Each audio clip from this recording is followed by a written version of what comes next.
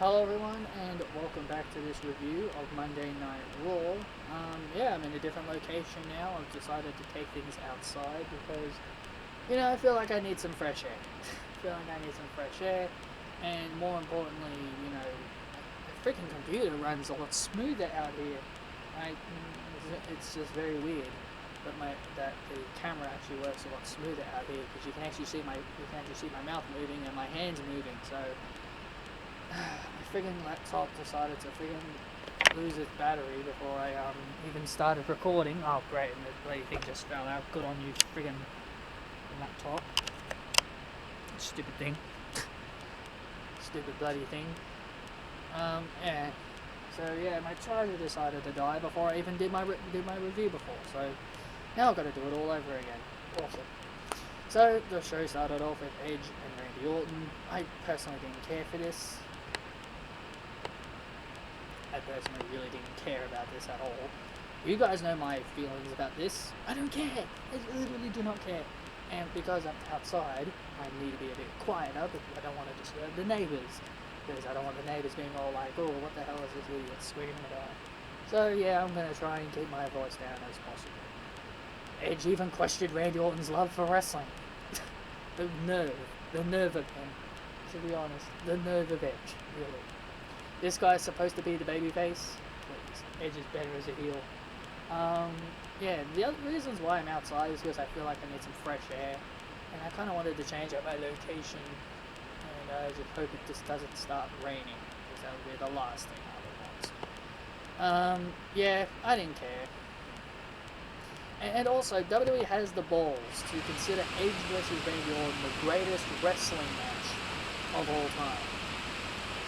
No joke, that is what they're literally labeling it. I can't help but to laugh. I can't help but to laugh at how stupid that is. The greatest wrestling match of all time. Edge versus Randy Orton. Borefest Part 2.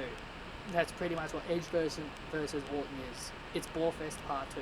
We witnessed Borefest Part 1 at WrestleMania, and now we're witnessing Borefest Part 2. Seriously, what a show.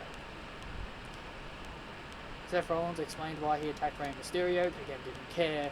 Then we went on to Murphy versus Humberto Carrillo. Murphy beat Humberto Carrillo, so apparently Murphy beating Humberto Carrillo is supposed to convince me that Paul Heyman likes Murphy. And newsflash to everybody, and newsflash to every single person who believes Paul Heyman likes Murphy, newsflash, Paul Heyman had nothing to do with that victory that Murphy had on SmackDown when he beat Daniel Bryan. Paul Heyman had nothing to do with that. Newsflash number 2, Paul Heyman had nothing to do with Buddy Murphy's Cruiserweight title win. Paul Heyman had nothing to do with that. That was Triple H. You can't convince me. It will take a lot more to convince me. Oh yeah, him being with Seth Rollins? Yeah, that's supposed to convince me. Him being tag team champion with Murphy? Yeah, that's supposed to convince me. It's going to take a lot more. Then we had Charlotte versus Ruby Riott. This was an alright match. I personally enjoyed it. And it sucks for Ruby though. It sucks for Ruby because ever since Ruby Riott has come back, she's lost every match. She hasn't won a match since she's returned. And honestly, I feel real bad. I feel real bad for Ruby Riott. She's such a great talent.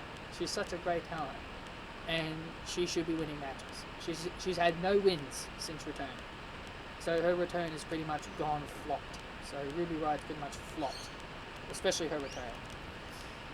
Then we had Asuka's championship celebration. Nia Jax interrupted. Nia Jax clearly didn't listen to what Becky Lynch said, because Nia Jax went ahead and said that Asuka was handed the Raw Women's Championship. She didn't win it. Nia Jax, listen to me. And like I said, I'm not going to yell because I'm outside. I'm not in my room. Nia Jax, you mean to tell me you did not hear what Becky Lynch said? Becky Lynch said to Asuka, every single person in that ladder match was competing for her title. Seriously, what part of that do these people not understand? I get it, she's a heel. She's supposed to say that. But Asuka's also a heel. Asuka and Kairi are also heels. They haven't given me any kind of clue to why they're faces. People just tell me they're faces. They're like, oh look, they're faces, they're faces, they're faces. They're not faces. They haven't given me a reason to support them. They haven't given me a reason why they're faces. They're just faces for no reason. They're faces for no reason. It's all they are. They're faces for no reason.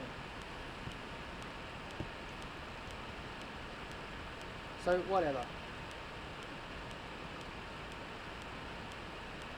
Also, there was a bit of a back and forth between Nia Jax all show. She attacked Kairi and Asuka would attack her back. I didn't care, nor did I understand it. Then we had R-Truth versus Bobby Lashley. Look, why do we need to keep saying this? Like, I don't really care about Bobby Lashley. I don't care about R-Truth. R-Truth wants to win back the 24/7 championship and focus on winning back the 24/7 championship instead of looking like a doofus. I know he's a comedy act, I get that, but I'm tired of it. And we had the IIconics take on Bliss Cross for the tag team titles. Vince, listen to me. Why? Why did you bring back the IIconics to have them challenge for the titles if you're not going to put the belts on them? If you knew that you wanted to protect both Bliss Cross and the IIconics at the same time, you should not have done this straight away. More importantly, you have the IIconics look stupid, have them get disqualified. That's number 2. And number 3, Alexa Bliss is so limited in the ring. She does 4 moves. Slap, knee, DDT, Twisted Bliss. That's it. She's so limited in the ring. And I know some people are going to say, oh, it's because she's been injured, man. She's been injured. Sasha Banks has been injured so many times, and she still dives through ropes. She still puts her body on the line despite being injured. Daniel Bryan's been injured. He still puts his body on the line.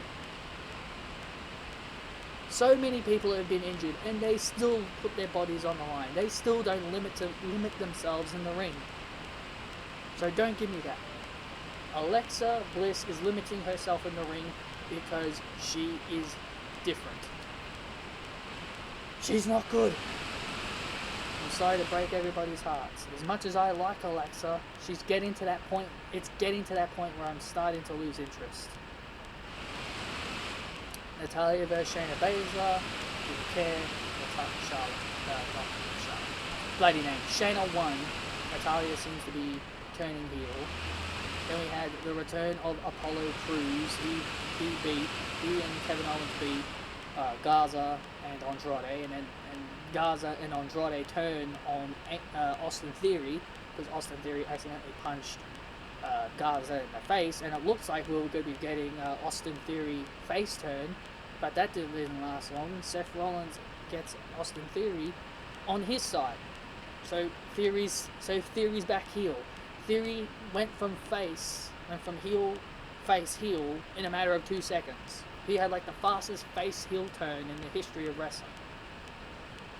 Because Aleister Black versus Murphy. Don't know why Murphy was wrestling again. Screw you, WWE. And also, speaking of the IIconics, there's one thing that really